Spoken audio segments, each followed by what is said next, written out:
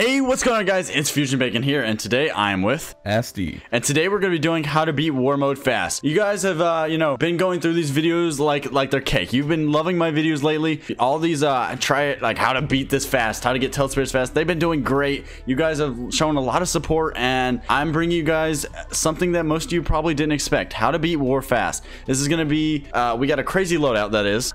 Me and Asti both have devised a loadout of our own. They both are about the exact same, and in the end, once you combine these, and if you use these both together or mismatch them, this exact combo or loadout will completely wreck war mode. It's gonna make it look like cake, and honestly, you can beat it with just 2 people. There's even a chance you can solo it if you really can manage it all, but that's a lot to manage. So yeah, before we go any further in this video, make sure to like, comment, subscribe, hit that post notification bell if you guys want to see the next time I upload. Comment some suggestions. Let's try and hit 150 likes before the next day, before 24 hours on this upload. Let's try and reach 150 likes. Big goal, but let's go for it. Anyways, again, we're gonna be going through this.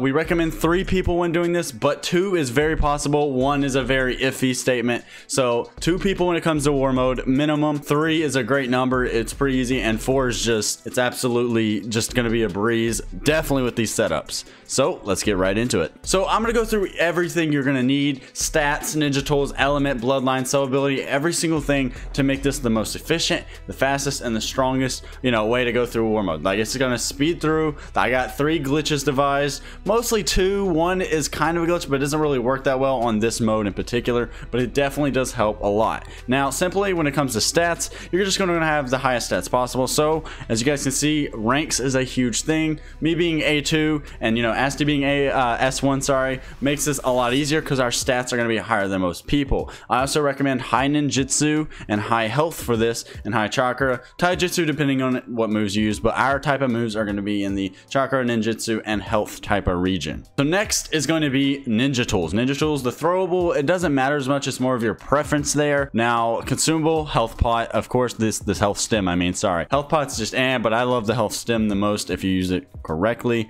Now, when it comes to the weapons, there's 2 that we will recommend. It'll be the shark sword, and what is the other one that you just said? Triple cobalt blade. Yeah, that blade right there, absolutely correct when it comes to this. Now, we're gonna go to the elements. The elements is a huge thing. Now, I recommend acid. Now, this one that I'm using here, it's okay, but it's not really meant for this. We would recommend using a different element when it comes down to it. Mainly acid is like my #1 go-to when it comes to elements for war mode, because for example, this move right here, I have my G move set up, and it is the best move in my opinion, which will be the acid field. It'll be acid field once you use that move. It's, again, my favorite move for war mode. Once I click G and I use it, you spam these down and it creates these bubbles. The thing about these bubbles is it'll slow and kill the enemy. Normally it's a one-shot, plus you see how long these are lasting. So if I set these up in the path that the AI will spawn, so they'll spawn here, they'll run straight to the base to kill the mansion. Simply, me throwing these in their path will protect that area for about a 10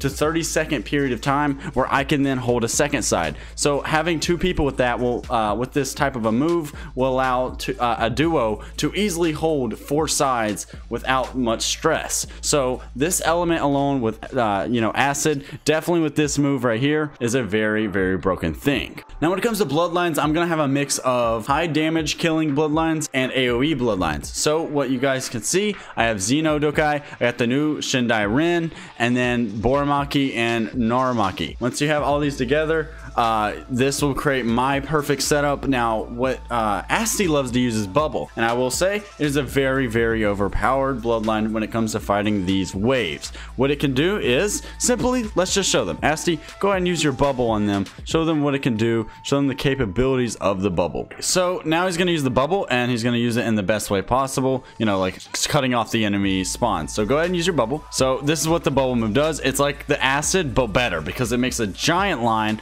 Plus, it's absolutely, like, it's bonkers on how much it covers. I don't know why I just said bonkers. That was really cringy of me. I'm not even gonna care about it. Anyways, see, now bubble, great for this. You basically just have to use that, make that line, then run to the other side. That's how that bubble move would work. Now, when it comes to the bloodlines, we're going to use only certain moves. Now, when it comes to Xeno, we're just going to use its C-Spec for the boss. So the Xeno's C-Spec is for the boss, so you would have its mode equipped only for bosses, of course. Shindai Ren, I've only been using the first move because I haven't unlocked these other ones, but I've been told this first move is good for the AoE, which it really is, because as you can see, I'm going to go ahead and use it, and normally it just one-shots them. I know he just hit them, but as you can see, it normally does one-shot them most of the time. Even if it doesn't, it'll get them targeted onto you, and that's all you need, because you just need to protect this mansion. You know, one person dying isn't the worst in the world unless you're solo, of course. Then you got to worry about it. But as you guys can see, that move's pretty cracked because it has a lot of AoE. It's got a lot of attack range, and it does a high amount of damage, and it doesn't have the worst cooldown. So I'm gonna use it again.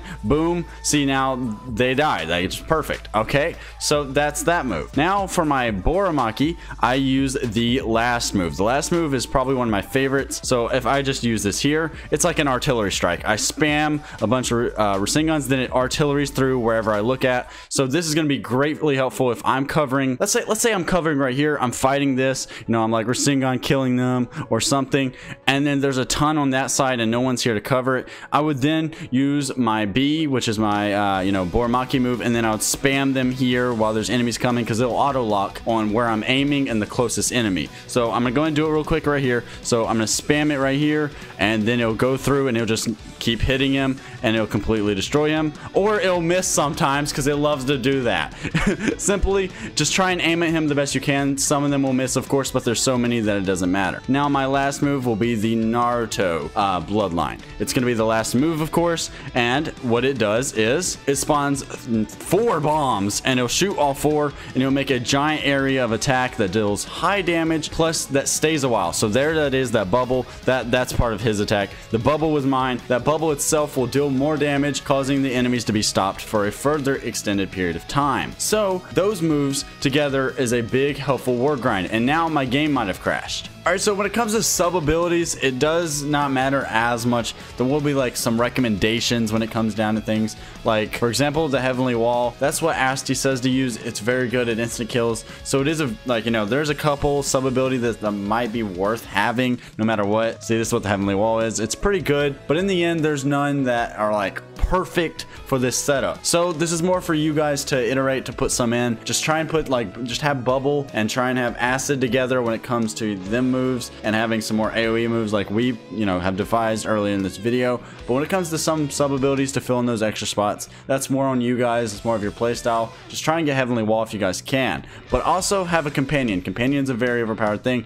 It can just help a lot. Definitely if it's higher leveled, the higher the level it is, the better it'll do. It can help at least just take some hits, so you don't have to worry about, you know, so many enemies at once. It'll do some damage and it'll fight for you a bit, but it's more of the fact that it'll take the enemies away from you. So I can just spawn in my guy, then I can just hit them once and he should fight. There we go. Now they're gonna fight, and see, like, they're just gonna hit it. Even if he isn't fighting back sometimes, well, there he goes, he's finally fighting. Even if he wasn't, it doesn't matter, because they're gonna be hitting him, not me nor the mansion, so that's what matters. Now we're gonna go and head to the probably the most overpowered thing about this, which is gonna be the Tailed Beast, or the mode part of this. Alright, so like I said, now we're going to go through modes. So sub ability, scroll down, and we're going to use Gen 1. The reason why I say Gen 1 is because I have a broken glitch for you guys. Well, more of Asti does. He found this out. That's props to him. But he has showed me and allowed me to share it with you guys. And if you've seen in my past videos, I've been using this a lot recently. It's because it's a very overpowered glitch. So you guys want Gen 1 Isu. You don't need to level it up or anything. You just need it.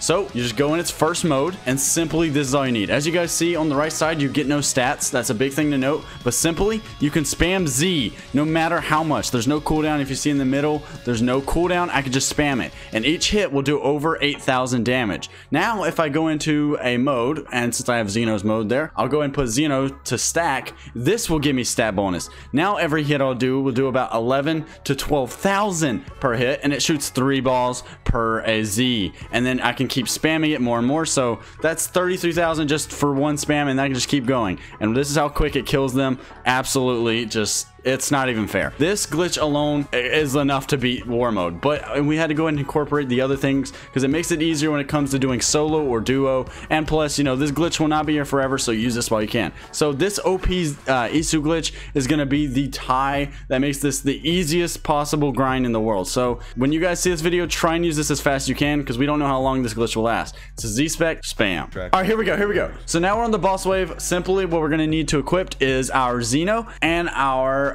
Isu. Once we have these both together, we're absolutely cracked. There's no beating us. We're just dope. We're just too strong. This is easy. So basically you want to hit him once and now he won't go for the base, and now we're going to spam our Xeno on him. The Xeno will essentially just there. C-spec. This is what Xeno does. This is one person doing it. Now if he does it too, which he is now, that's how much it does. Literally just one C-spec, 100k at least. And now we spam Z, and this actually does, I think, a little bit more when it comes to these samurai spirits. The Z with Isu is actually better than Xeno's C-spec. It's absolutely broken. But when it comes to Ten Tails, using both is way better. But when it comes to samurai spirits, Isu glitch will always come up on top, but after that it'll be the Xeno C-spec, and then any other moves you guys can use in between. So here we go. We just absolutely wrecked it. Literally got hit like once, and then boom, now we can get this scroll, and that will work with every single boss. So any Susanoo that you have to fight, or any Ten Tails, both Gen 1 and Gen 2 are going to be the exact same. You know, just use the C-spec with it, you know, the second one if you can, or just the first with Xeno. Spam your C-spec with your friends, and then right after you just want to spam your Isu as much as possible. Try and always hit the hitbox, and you will absolutely wreck it. Me, Asti, and another one of my friends, Envy, last night killed Ten Tails in literally like a minute, and in a minute, no exaggeration too. It was one of the easiest fights in the world. None of us died, none of us got close to dying, and yeah, that's basically it. So if you guys did like this video, make sure to like, comment, subscribe, hit that post notification bell if you want to see more videos, comment suggestion what you guys want me to do next in Shindo Life. But yeah, this is gonna be Fusion Bacon and SD signing out. Peace.